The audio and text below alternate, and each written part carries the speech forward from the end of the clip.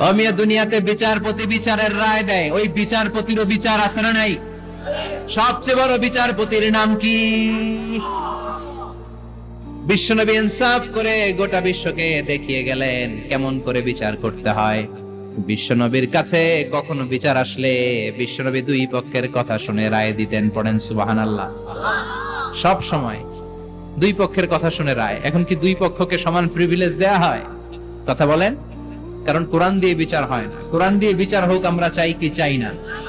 আমার সংসদ ভবনের ভেতরে কোরআনের আইন দিয়ে সংসদ ভবন কায়েম হোক আমরা চাই কি চাই না? সেনাবাহিনীর ভেতরে দরবার হলগুলোতে যখন আলোচনা বসে কোরআন মাঝখানে থাকবে, চিল্লায় বলেন ঠিক কিনা? দেশের সবগুলো ক্যান্টনমেন্টের ভেতরে কোরআন থাকার দরকার আছে না নেই?